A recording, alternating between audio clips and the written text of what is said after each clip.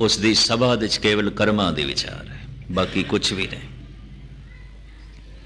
वो नहीं देखता इसका रंग की, इसका रूप की, इसकी नस्ल की, इसकी भाषा की, इसका मजहब की, इसका मुल्क की, इसकी कौम की है, ये नहीं देखता। परमात्मा इन्हों नहीं देखता। परमात्मा केवल कर्म देखता है। कर्मे कर्मे होए विचार। महात्मा बुद्ध ने किधर एक ऐलानिया दो बचन कह दिते सन, भगवान की फिक्र ना करो, कर्म की फिक्र करो।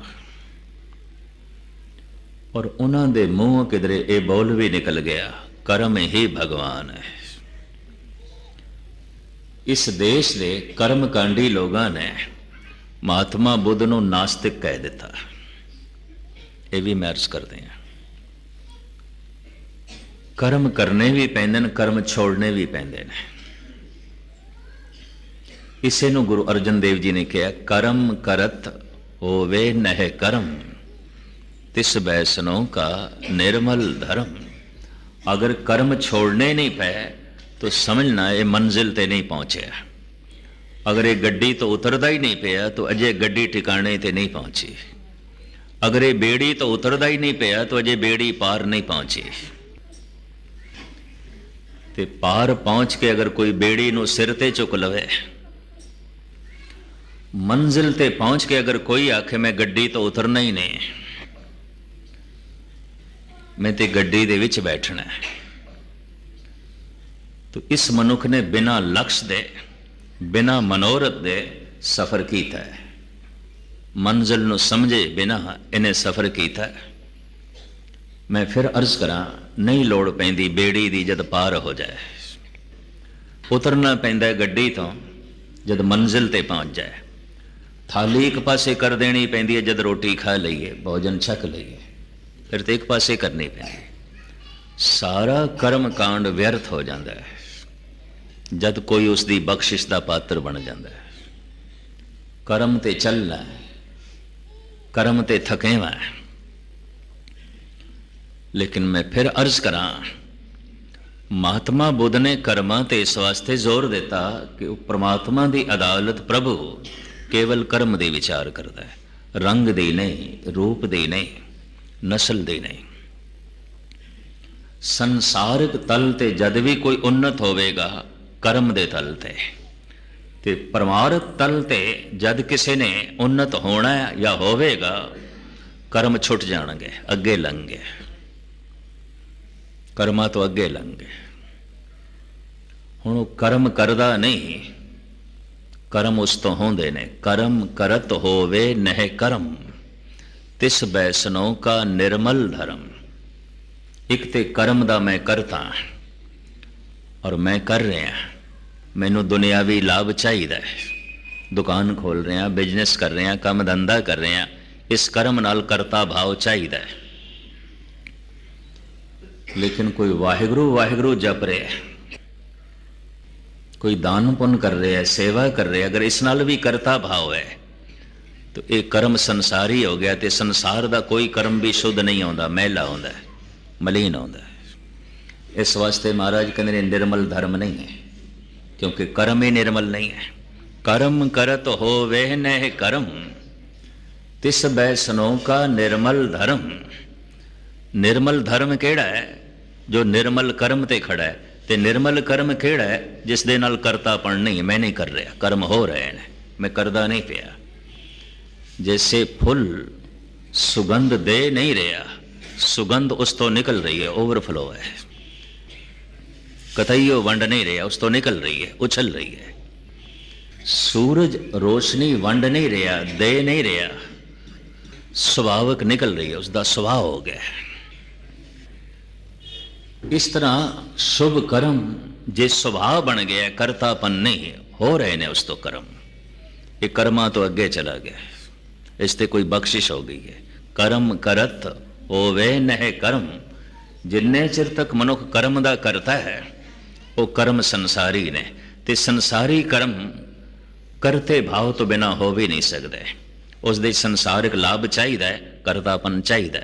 मैं दुकान खोल रहा, मैं काम धंधा कर रहा, ये सब कुछ मैं कर रहा, इतना चाहिए। लेकिन ये सेवा मैं की है, दान मैं दिता है, ये ज्ञान मेरा है, ये साधना मेरी है। और जितना मेरा मेरा भाव इस दे नाल जुड़ेगा, तेरा प्रगट ही नहीं होएगा। ये भी मैं अर्ज करते हैं, तू प्रगट ही नहीं होएगा, क्योंकि कर्म दे नाल मेरा भाव जुड़े है। ते मेरा संसार है, तेरा ही निरंकार है। इंज कह लीए। कबीर कहते ने, तू तू करता तू भया, मुझ में रहा ना हो, जब आपा पर का मिट गया, जत देखा तत तू। इस तरह का पुरुष अगर कोई संसारिक कर्म भी करे, धंधा भी करे, वह भी धर्म है। उसका तकड़ी तोलना भी तेरा तेरा हो जाएगा, धर्म हो जाएगा। ਉਹਦੇ कपड़ा बुनना भी धर्म हो जाएगा। उसका कपड़ियां नूं रंगना भी धर्म हो जाएगा। जैसे नामदेव कहते हैं, रांगन रांगो सीवन सीवो, राम नाम बिन घरी न जेहो।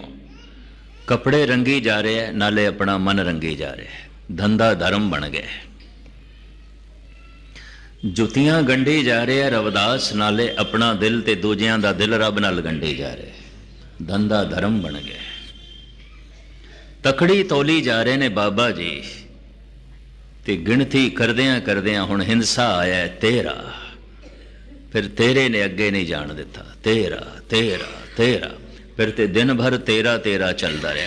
ते जद है तेरा तो फिर मुकना किथे सी, तोट किथे आनी सी। तेरा तेरा, ये तकड़ी तोलना भी धर्म बन गया। कईयां दा माला फेरना भी तकड़ी तोलना होंदा है, कईयां दा तकड़ी तोलना भी माला फेरना है। ये भी मैं अर्ज करते हैं। कईयां दा गुरुद्वारे बैठना भी दुकान ते बैठना है, बाजार दे च बैठना है। और कईयां दा बाजार दे च बैठा होया भी इंज समझ लो गुरु कोल बैठा है। कईयां दा पाठ करना भी इंज है जैसे संसारिक चीज़ां दी कोई गिणती करनी। लोग करते हैं, मैं इतने लख जपजी साहब दे पाठ कीते ने, अरदास करो। पुरखा अजय भी तू कहना है अरदास करो, तो इसका मतलब है परमात्मा तक ये तेरे बोल नहीं पहुंचे, तेरा पाठ नहीं पहुंचे। अगर पहुंचे होंदा तो तू इतना कहना भी नहीं सी अरदास करो। अगर पहुंच गए होंदे तो तेनों गिणती मिणती भी याद नहीं रहनी सी।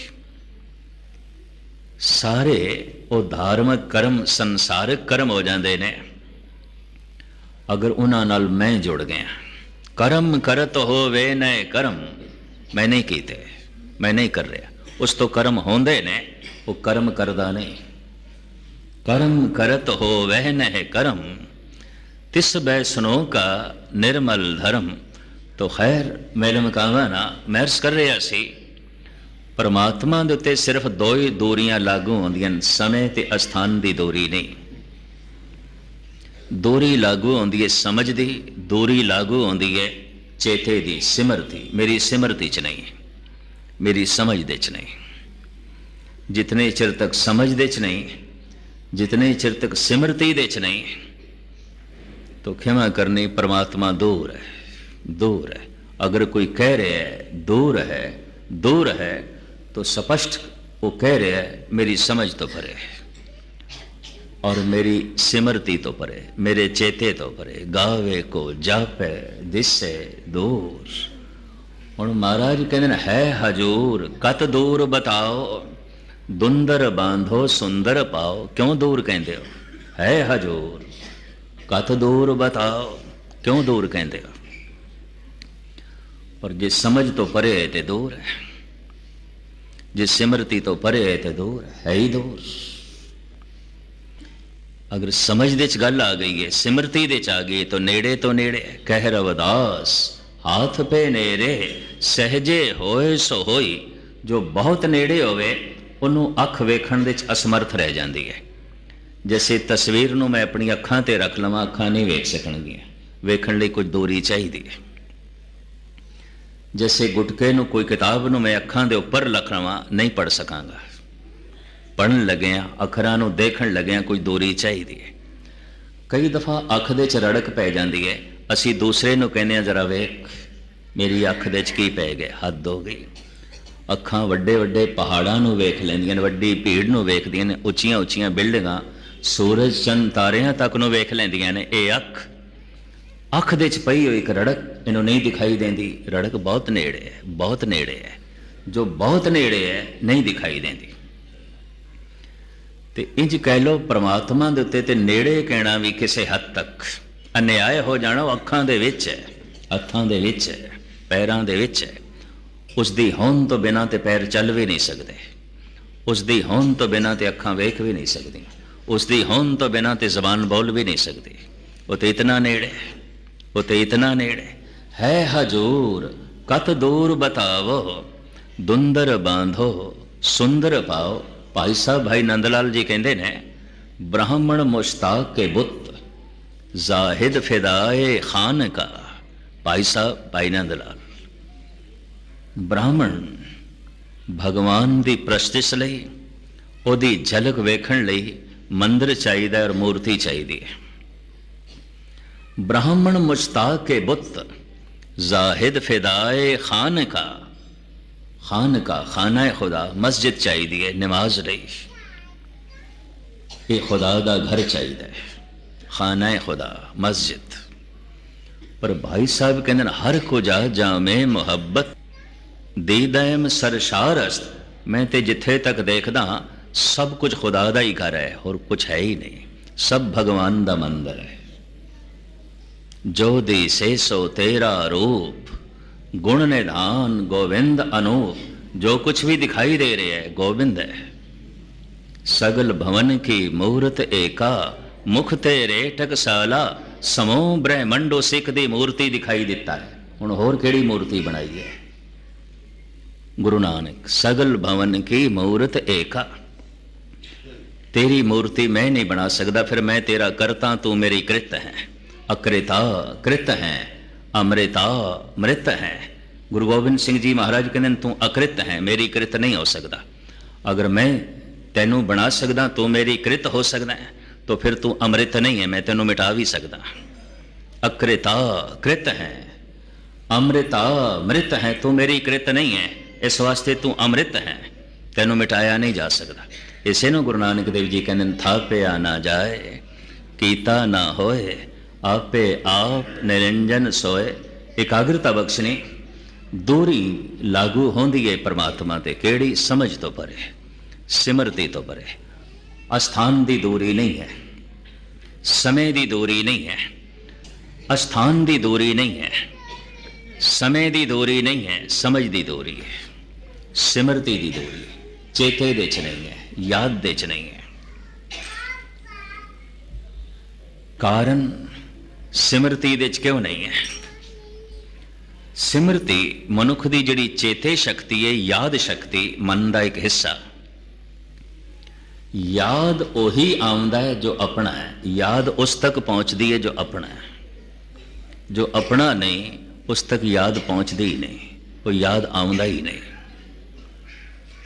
जिसका प्रभाव पै गया तो जो अपना है बार बार याद आउंदा है, भुलाईए तां भी याद आउंदा है। और जो अपना नहीं तो जिस तो मन प्रभावित नहीं, याद करिए तां भी भुल जाता है। मैं एक उदाहरण देना होना, जे पुत्र नूं याद करना है, वाजा वजाण की लोड़ है, तबला खड़काण की लोड़ है, तो खिमा करनी कोई दर्शन फिलसफा घोटण की लोड़ है, कोई विचारां की लोड़ है, कोई कथा की लोड़ है। पुत्र की याद आपे आउंदी है, मित्र की याद आपे आउंदी है, परिवार की याद आपे आउंदी है। निरंकार नूं याद करना है तो कीर्तन भी करिए, कथा भी करिए, सेवा भी करिए, दान पुण्य भी करिए, पर सब कुछ करदे आया भी वो याद नहीं आउंदा, नहीं आउंदा। कारण गुरु अर्जन देव जी महाराज कहते ने, याद का एक अपना मनोविज्ञान है, सिमरती का। जो अपना है वही चेते च आउंदा है, दूसरा नहीं। जो अपना है वही याद आउंदा है, दूसरा